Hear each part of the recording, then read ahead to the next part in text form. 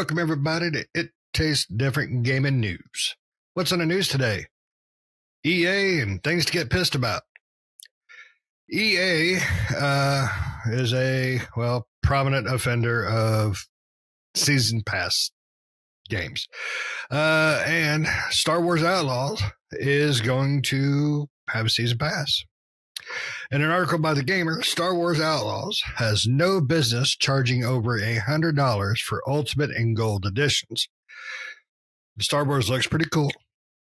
Massive is developing the first truly open world game in this iconic universe, and instead of a Jedi, we'll be playing as a scoundrel, Kay Vess.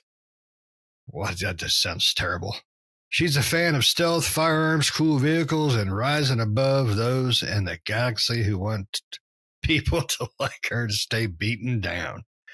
It's a brilliant premise, but given Ubisoft is behind it, many red flags are flying. Firstly, it is a lovely Jubilee season past. Oh my God, Ubisoft, you're terrible. Ubisoft has always been the worst offender with the practice of season pass or ultimate editions, and you got to tack that on with the season pass. The past games that they've been putting out, they've been all coming out in standard, gold, and ultimate editions for the majority of its games, each with increasingly heinous pricing structures and types of content ranging from small digital bonuses to season passes that house entire expansions and exclusive missions. It is hoping you'll splurge on its more expensive editions under the illusion of value, which there is none, truly. But this isn't the case. The standard gold edition, sorry, I got myself lost. Months or sometimes even weeks after the launch, these editions have been heavily discounted to make up for lacking sales, or the pre-order period is simply over and publishers can drop their guard and actually sell these bundles for prices that aren't taking advantage of consumers. Avatar Frontiers of Pandora was a perfect example. Obviously, it didn't set the world on fire, so digital and physical versions of the game were swiftly discounted ahead of Christmas so Ubisoft could pick up a few extra pennies. This includes the Golden Ultimate Editions. If I had purchased the game with future expansions, I'd be pretty miffed. All of a sudden, my purchases feel unwarranted. All right, so I think we got the gist of it. Ubisoft is garbage, and they're milking their customer base for everything it's worth at the launch of pretty much every game. Ubisoft is definitely known for their season passes and overvaluation of their products. So let's jump into Nick here and find out, is there anything you've seen about a single player game of this Star Wars game that you can find warrants any kind of a season pass? Typically, you don't see a season pass on a single player game, but we've been seeing it a little bit more frequently. I believe Dragon's Dogma was the last one that I know of to have a single player game with a season pass set up around it. So what do you think, Nick? Yeah, it's Ubisoft is bad about all these different editions that they do, and this is no different in Star Wars Outlaws. I'm trying to think. I don't even know if I've seen any gameplay for this game. I've seen the 3D movie, CGI movie that they showed off a long time ago, but this game is getting close to releasing, and I don't know, I'm sure there is some out there, but I haven't personally seen the gameplay video of this game, so I don't even know exactly. I mean, it was just kind of like this game was shown, and then it was kind of not heard about, and then all of a sudden it's coming out, right? Which is weird for Ubisoft, but still. Yeah, I mean, it is true. Ubisoft games typically go on sale pretty quick after they come out of the gate. they go down in price pretty fast. A lot of their higher up editions are usually on sale pretty quickly after release. So, it's for a Ubisoft game, unless you have to play it then there now. It's always a good idea just to wait. The best option to go with, if you're thinking about buying this game, as an example, the best option to go with is Ubisoft Plus. It's $18 a month. You can spend $18. You get the Ultimate Edition of the game. You spend $18. Even if you play it for 2 months, that's like less than $40. So, and it's $130 for the Ultimate Edition, which is ridiculous. So, are you going to play this game past 2 months? I mean, I doubt it, right? I mean, once you get through the game, if you beat the game within a 2-month period, let's say, get through all the content, complete the game, you're going to move on to other things more than likely and not coming back to this game, right? So that's your best option if you're going to buy this game. But I mean, this is just, it's getting out of hand with stuff like this. It should just come out as just the game, and that's it, right? If they want to throw in some pre-order bonuses because they want you to pre-order the game, then sure, go for it. Some skins or whatever. But anything else, expansions later on, like DLC like that, you could definitely do if you want to do later on to add like new missions and story quests and stuff. And that's what the season pass says. But yeah, when you think of season pass, you think of like, seasons, like, like a battle pass, like Suicide Squad type of thing, like a live service type thing, right? Where you have money that you can buy outside. And this is a single player game. So there's no, you're not playing it multiplayer. There's no competitive advantage or reason to unlock these various things through a season pass, right? This is just another way for Ubisoft to nickel and dime their consumer base. And the Ultimate Edition, I mean, I don't know. Looking at the Ultimate Edition, it's $130. You don't really get anything. And the 3-day early access crap, like seriously, this trend of 3-day early access stuff has got to stop. I've been bad about it in the past, so I'm part of the problem, and I have bought in games with to play them early, but that stuff needs to, I need to not do that, and I haven't since Diablo 4. Right, Diablo 4 really burned me because I really was super excited. I love Diablo. I was super excited for Diablo, and Diablo 4, it's the story is good. Like from 1 to 50, it's a great game, but from that point, from there on, it's not. So it's like it wasn't worth the extra money to get the 3-day head start, and it's not going to be worth it for this game either, right? Just wait for the game to come out and then just play it if you want to play it then. But yeah, I mean, single player games, I mean, they're going to start doing this, right? I mean, the more that people buy into this and say that it's okay, gives big publishers and developers such as Ubisoft or EA or maybe even Activision Blizzard, even though Microsoft owns them now, so we'll have to see. But even big developers like this, it gives them the okay to continue doing stuff like this and nickel and diming and taking content out of the game to add it in as DLC later on, right?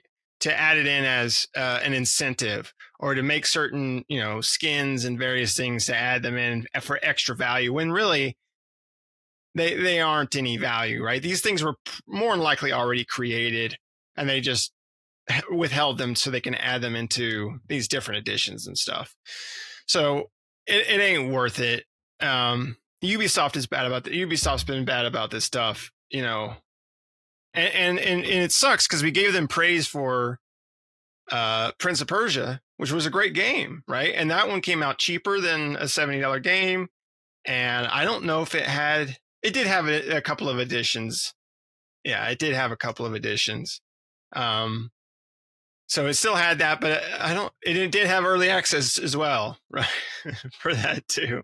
That game also had early access, which that was a great game, but still not worth early access.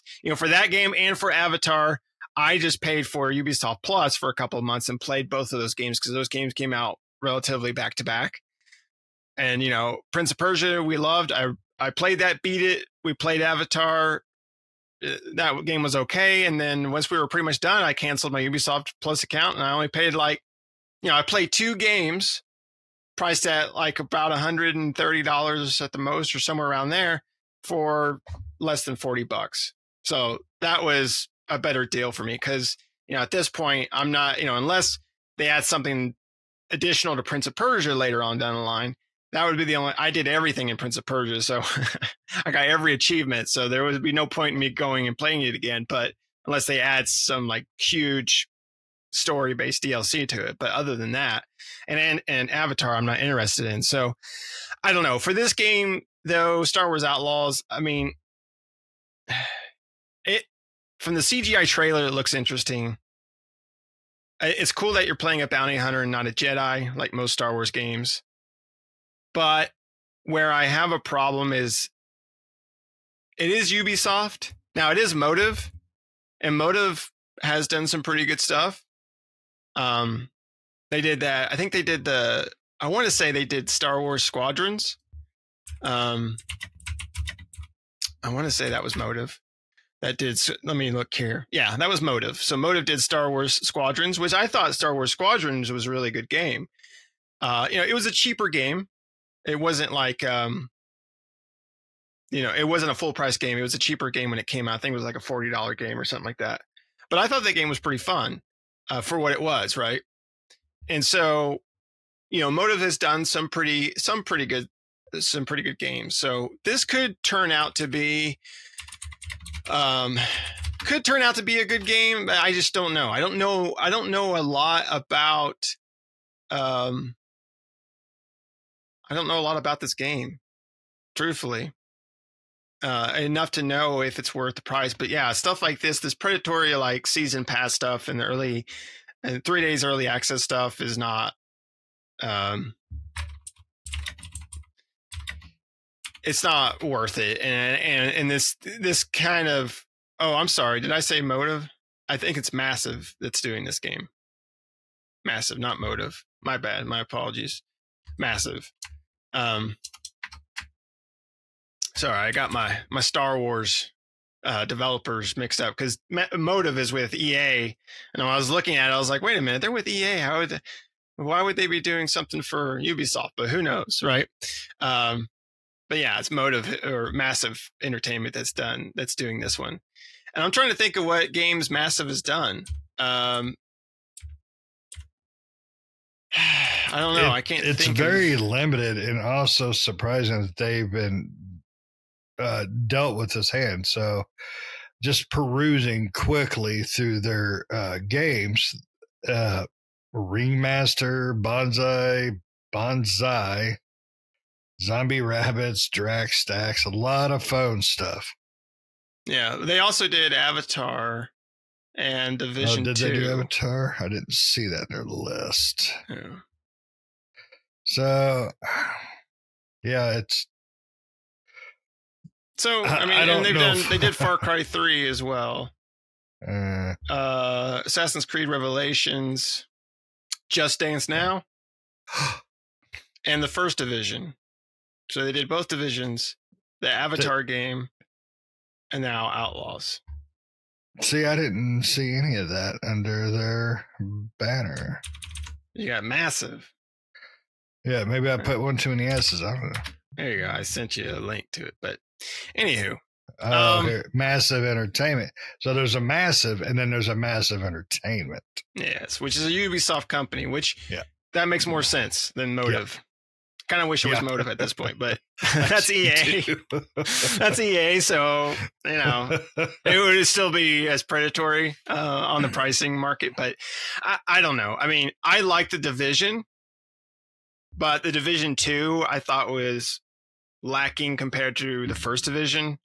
Avatar: Frontiers of Pandora, I think we reviewed that game. We really didn't care much for it. We thought it was all right. So, is this game going to be any good? I don't know. Again, I haven't seen any gameplay for this game, but I'm sure there's some out there. There's got to be, right? Because this game comes out.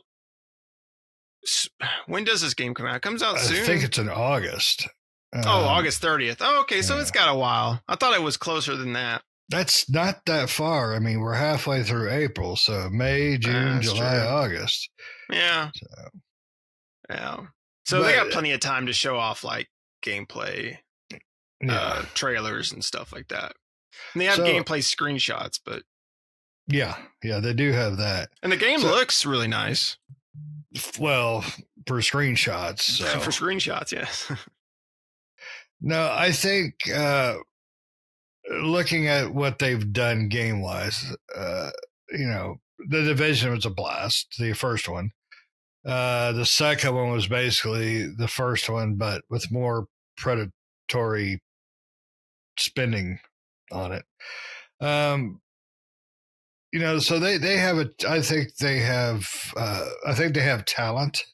I can say that much because the Avatar game wasn't terrible or anything. It was just not great. It was like a down the road game, kind of. We played it before feel. So, but I think, and that's why I'm afraid that this game will have the same thing, right? Because it's Ubisoft, right? Even though it's massive, which is a company of Ubisoft, it's still, everyone's got the Ubisoft template that works for Ubisoft, right? Like when they go to make a game, they load up the Ubisoft template first, which loads in a giant map with all of the points in, and then they just type in what they want there. Like, this is a tower, this is a crate that you need to open, this is that whatever that you need to collect, all that stuff. So yeah, my biggest problem with this game is going to be that it's open world. Ubisoft's an open world is a terrible combination overall, anymore at least. But it should be considered predatory the way they set up their pricing, especially considering a week after it launches, you're going to be able to pick all those editions up $10, $20, $30 cheaper. So, we've said this every time these developers do garbage like this, vote with your wallet kind of thing, but it doesn't do no good because we've all made guilty purchases, I guess you would say. I mean, Nick's done it, I've done it, Pat's done it, but it's gone too far. It just really has with this type of scheme. Let's just call it what it is. It's a scheme. The worst thing about it is for the people that actually do buy this. 3-day early access isn't worth $130. An extra pair of underwear isn't worth $130. And it's with the background of Ubisoft, this being an open world game, I don't think this game will have the longevity of a lot of games. Now, granted, it does have a Star Wars moniker, which is, even though a lot of people are getting tired of it because of all the movies and crap at Disney, it's still Star Wars. The fan base is still there. So that's the only people that are going to buy those $130 editions. I don't see it any other way. But, they're going to get burned because a week later, the price is going to drop, God knows how many percentage. And what's going to happen? They're spending their money for nothing. So it really is disconcerting that Ubisoft goes this route and has gone this route. They had as many years of love and praise as they have of their scum, and they're ripping off their player base. So I really want them to do a 180 and go back to the Ubisoft that made them as big as they are. So it saddens me that they're going to do this again and again and again. If they're going to do this, they got to lower their prices. I mean, really, I would never pay $130, especially if it's a digital edition. Now, if you want to throw me in a badass statue, maybe Bo-Katan's underwear, then I would consider it. But they don't. It's digital. I mean, whoop de frickin' do. So I don't know. It really bothers me that Ubisoft has fallen so far and become such a greedy corporation. But a lot of our big developers have gone this route. Big publishers have gone this route, and it's not going to stop until we stop. So plain and simple. We contribute, they'll continue. But Yep. no, I mean, I've got hope for the game. I don't have that much hope because as soon as that map opens up, you're going to see like Ewoks here and, R2D2 symbols here and, Luke Skywalker's sword over here and crap. It's gonna populate full of garbage and I'm gonna be pissed because that's not what I want. So, but it is not Jedi, so I'm happy about that. No. So, because one of my favorite Star Wars games was Bounty Hunter for the shooting, so I could shoot Jedis. But you Shadows got anything? Of the Empire. It's one of my favorites. Ooh, excellent one there too. Yeah. So Star Wars games can be good. They can also be Battlefront. So the new ones, not the old ones. Well, and the remakes. So they're kind of garbage. So, but you got anything else on this? No, the only thing is this game is using the Snowdrop engine, which I wish they would have used Unreal. Of course, Snowdrop is Ubisoft's engine, so I understand that. But Snowdrop, I think, has had some issue with developing these large worlds and stuff like that. So yeah, I think they had some issues with that on Avatar too. I think I know what you're talking about.